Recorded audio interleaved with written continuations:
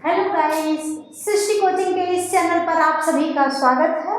नए वर्ष के इस अवसर पर मेरी और मेरे सृष्टि परिवार की तरफ से आप सभी को नए वर्ष की ढेर सारी शुभकामनाएं।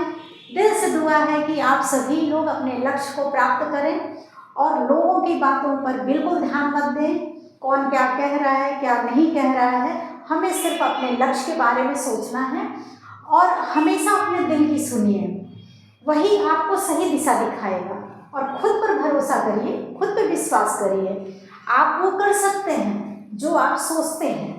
तो हमें सिर्फ ये देखना है कि हमें क्या करना है, और जब वो हमने मन में प्रण कर लिया है कि हमें क्या करना है, तो बस मुझे सिर्फ उसी के बारे में सोचना है और उसी के बारे में करना है। तो अब हम चलते हैं क्वेश्चन की तरफ। आज का जो करंट अफेयर का क्वेश्चन है वो पहला क्वेश्चन है, भारत ने ब्रुनेई में जूनियर विश्व चैंपियनशिप 2024 में कितने पदक जीते हैं? ऑप्शन 4 हैं। ऑप्शन ए है 3 कांस्य पदक, ऑप्शन बी है रजत सहित 5 पदक, ऑप्शन सी है 1 कांस्य पदक 2 रजत पदक, ऑप्शन डी है 2 स्वर्ण सहित 7 पदक। इनमें डी आंसर आपका राइट आंसर है, 2 स्वर्ण सहित 7 पदक। भारतीय विश्व टीम ने ब्रुनेई में 9वीं जूनियर विश्व चैंपियनशिप में 7 पदक जीतकर इतिहास रच दिया और टीम ने 2 स्वर्ण 1 रजत और 4 कांस्य पदक जीते। आर्यन और शौर्य अपने वर्ग में स्वर्ण पदक जीता है, जबकि अन्य एथलीटों ने रजत और कांस्य पदक जीता है। अब हम बढ़ते हैं दूसरे क्वेश्चन की तरफ। दिल्ली उच्च न्यायालय के नए मुख्य न्यायाधीश कौन हैं? ऑप्शन 4 है। ऑप्शन ए है सुधांशु धूलिया, ऑप्शन बी है मनमोहन, ऑप्शन सी है विक्रमनाथ, ऑप्शन डी है PR रामचंद्र मेनन। इन चारों ऑप्शन में ऑप्शन बी आपका राइट आंसर है, मनमोहन। न्यायमूर्ति मनमोहन जी 9 नवंबर 2023 से दिल्ली उच्च न्यायालय के कार्यवाहक मुख्य न्यायाधीश थे। 29 सितंबर 2024 को उपराज्यपाल विनय कुमार सक्सेना ने LG के सचिवालय राजनिवास में एक समारोह में न्यायाधीश को शपथ दिलाई और तत्कालीन मुख्य न्यायाधीश सतीश चंद्र शर्मा सुप्रीम कोर्ट में जज बने।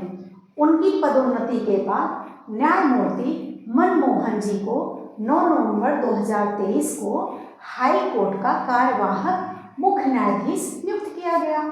61 वर्षीय मनमोहन जी दिल्ली विश्वविद्यालय के कैंपस लॉ सेंटर से कानून की डिग्री ली।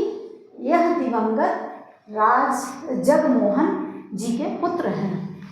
अब हम बढ़ते हैं तीसरे क्वेश्चन की तरफ। भारत और उज्बेकिस्तान ने किस समझौते पर हस्ताक्षर किए? ऑप्शन इसमें 4 हैं। पहला ऑप्शन है आर्थिक सहयोग समझौता, ऑप्शन बी है त्रिपक्षीय समझौता, ऑप्शन सी है द्विपक्षीय निवेश संधि, ऑप्शन डी है बहुपक्षीय संधि। इन चारों ऑप्शन में ऑप्शन सी आपका राइट आंसर है, द्विपक्षीय निवेश संधि।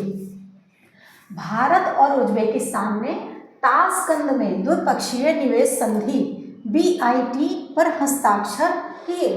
BIT पर हस्ताक्षर आर्थिक सहयोग बढ़ाने और अधिक मजबूत और लचीला निवेश वातावरण बनाने के प्रति दोनों देशों की साझा प्रतिबद्धता को दर्शाता है। BIT से द्विपक्षीय निवेश में वृद्धि का मार्ग प्रशस्त होने की उम्मीद है, जिससे दोनों देशों में व्यवसाय और अर्थव्यवस्थाओं को लाभ होगा। BIT दोनों देशों के बीच एक पारस्परिक समझौता है जो एक देश के नागरिकों और कंपनियों द्वारा दूसरे देश में किए गए निवेश को सुरक्षा प्रदान करेंगे। अब हम बढ़ते हैं चौथे क्वेश्चन की तरफ। भारतीय भूवैज्ञानिक सर्वेक्षण ने अपना कौन सा स्थापना दिवस मनाया है? ऑप्शन 4 है। ऑप्शन ए है 174वां स्थापना दिवस, ऑप्शन बी है 142वां स्थापना दिवस, ऑप्शन सी है 172वां स्थापना दिवस, ऑप्शन डी है 175वां स्थापना दिवस। इन चारों में आपका पहला ऑप्शन सही है। 174वां स्थापना दिवस। भारतीय भूवैज्ञानिक सर्वेक्षण GSI ने मार्च 2024 को देश भर में अपने सभी कार्यालयों में भव्य रूप से 174वां स्थापना दिवस मनाया। यह कार्यक्रम एक भव्य आयोजन था जिसमें कोलकाता GSI को केंद्रीय मुख्यालय और हैदराबाद में दक्षिणी क्षेत्र के मुख्यालय में समारोह आयोजित किया गया। अब हम बढ़ते हैं 5वें क्वेश्चन की तरफ। 14वीं हॉकी इंडिया जूनियर महिला राष्ट्रीय चैंपियनशिप 2024 कहाँ आयोजित किया गया? ऑप्शन 4 हैं। ऑप्शन ए है झारखंड के रांची में, ऑप्शन बी है बिहार के पटना में, ऑप्शन सी है छत्तीसगढ़ के रायपुर में, ऑप्शन डी है गुजरात के गांधीनगर में। इन चारों ऑप्शन में ऑप्शन ए आपका राइट आंसर है, झारखंड के रांची में। हॉकी इंडिया जूनियर महिला राष्ट्रीय चैंपियनशिप 2024 का 14वां संस्करण 30 सितंबर से 10 अक्टूबर 2024 तक झारखंड के रांची में आयोजित किया गया और इस प्रतियोगिता में देश के विभिन्न राज्यों से कुल 25 राज्य की टीम भाग ले रही है। झारखंड की राजधानी रांची के मारंगोम के जयपाल सिंह मुंडा अंतर्राष्ट्रीय हॉकी स्टेडियम मोराबादी में आयोजित किया गया। अब हम आगे बढ़ते हैं 6ठे क्वेश्चन में। हाल ही में किस राज्य सरकार ने जीवाश्म ईंधन पर निर्भरता कम करने के उद्देश्य से 66 सौर संयंत्र स्थापित करने का फैसला किया है? ऑप्शन 4 है। ऑप्शन ए है गुजरात, ऑप्शन बी है मध्य प्रदेश, ऑप्शन सी है उत्तर प्रदेश और ऑप्शन डी है पंजाब। इन चारों ऑप्शन में ऑप्शन डी पंजाब आपका राइट आंसर है। राज्य को स्वच्छ ऊर्जा उत्पादन में अग्रणी राज्य बनाने और जीवाश्म ईंधन पर निर्भरता कम करने के उद्देश्य से पंजाब सरकार 66 सौर ऊर्जा संयंत्र स्थापित करेगी। पंजाब सरकार राज्य ने स्वच्छ ऊर्जा को बढ़ावा देने के उद्देश्य से एक नई पहल की है। इस पहल के तहत 1056 करोड़ रुपए का निवेश करने जा रही है, जिसमें प्रत्येक की क्षमता 4 मेगावाट होगी। अब हम बढ़ते हैं 7वें क्वेश्चन की तरफ। निम्नलिखित में से किस राज्य में जैसलमेर के पत्थरों से बना देश का पहला डिजिटल म्यूजियम खुला है? ऑप्शन 4 है। ऑप्शन ए है महाराष्ट्र, ऑप्शन बी है झारखंड, ऑप्शन सी है मध्य प्रदेश, ऑप्शन डी है राजस्थान। तो आपका ऑप्शन डी राइट आंसर होगा, राजस्थान। इस म्यूजियम के निर्माण में 12 वर्ष लगे और 400 करोड़ से अधिक की लागत आई है। इसमें 100 फुट ऊंचा स्तंभ और 1000 वर्ष से अधिक पुरानी पांडुलिपियां शामिल हैं। भारत का पहला डिजिटल म्यूजियम दुनिया भर के दर्शकों के लिए खुल गया है। यह म्यूजियम जैन धर्म के इतिहास और दर्शन पर आधारित है। यहाँ लगभग 350 से ज़्यादा कलाकृतियाँ, मूर्तियाँ और प्रतिकृतियाँ हैं। अब हम बढ़ते हैं 8वें क्वेश्चन की तरफ। निम्नलिखित में से कहाँ राष्ट्रीय विज्ञान ड्रामा महोत्सव आयोजित किया जाएगा? ऑप्शन 4 है। ऑप्शन ए है केरल, ऑप्शन बी है बेंगलुरु, ऑप्शन सी है दिल्ली, ऑप्शन डी है राजस्थान। इनमें option C Delhi right answer है। राष्ट्रीय विज्ञान ड्रामा महोत्सव 27 और 28 दिसंबर 2024 को दिल्ली में आयोजित किया जाएगा।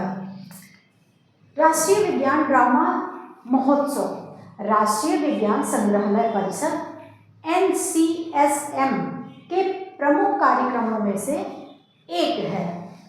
अब हम बढ़ते हैं 9वें क्वेश्चन की तरफ। हाल ही में जारी नेटवर्क रेडीनेस इंडेक्स में कौन सा देश शीर्ष स्थान पर है? ऑप्शन 4 है। ऑप्शन ए है भारत, ऑप्शन बी है चीन, ऑप्शन सी है अमेरिका, ऑप्शन डी है ऑस्ट्रेलिया। इन चारों ऑप्शन में ऑप्शन सी अमेरिका आपका राइट आंसर है। 2024 नेटवर्क रेडीनेस इंडेक्स NRI ने लगातार तीसरे साल नेटवर्क रेडीनेस में अमेरिका को दुनिया में अग्रणी स्थान दिया है। नेटवर्क रेडीनेस इंडेक्स 2024 में भारत को 49वां स्थान दिया है, जबकि पिछले साल यह 60वें स्थान पर था और इस साल इसने अपनी रैंक में 11 स्थान का सुधार किया है। अब हम बढ़ते हैं 10वें क्वेश्चन की तरफ। हाल ही में किसके द्वारा केन बेतवा नदी लिंक परियोजना का आधारशिला रखी गई है? ऑप्शन 4 है। ऑप्शन ए है रक्षा मंत्री राजनाथ सिंह, ऑप्शन बी है प्रधानमंत्री नरेंद्र मोदी, ऑप्शन सी है गृह मंत्री अमित शाह, ऑप्शन डी है जल शक्ति मंत्री श्री राजेंद्र सिंह शेखावत। इन चारों ऑप्शन में ऑप्शन बी आपका राइट आंसर है, प्रधानमंत्री नरेंद्र मोदी। 25 दिसंबर 2024 को मध्य प्रदेश के खजुराहो में आयोजित एक समारोह में प्रधानमंत्री नरेंद्र मोदी ने केन बेतवा राष्ट्रीय नदी जोड़ो परियोजना की आधारशिला रखी। यह समारोह भारत के 10वें प्रधानमंत्री अटल बिहारी वाजपेयी की 100वीं जयंती के शुभ अवसर पर आयोजित किया। इस योजना में 30 नदियों को आपस में जोड़ने का प्रस्ताव भी है। 16 प्रायद्वीप और 14 हिमालयी नदियों को भी जोड़ा जाएगा। अब हम बढ़ते हैं सृष्टि कोचिंग में ऑफलाइन की क्लासेस स्टार्ट हो रही हैं, जो SSC बैंक रेलवे की कंबाइंड बैच होगी और साथ में कुछ क्लासेस इंडिविजुअल भी हैं, जैसे इंडिविजुअल मैथ है, रीजनिंग है, इंग्लिश है, GS है। ये सभी क्लासेस स्टार्ट हो रही हैं, तो आप सभी बच्चे आएँ, डेमो लें। अगर क्लासेस आपको पसंद आती हैं तो कंटिन्यू करिए, और अगर हमारा चैनल आपको पसंद आता है तो आप सब्सक्राइब करिए, लाइक करिए, शेयर करिए। और हमारा नंबर अगर आप जानना चाहते हैं तो आप ऑफिस का नंबर नोट कर सकते हैं, 8853614245। तो अगर चैनल पसंद है तो सब्सक्राइब करिए, लाइक करिए, शेयर करिए। Thank you.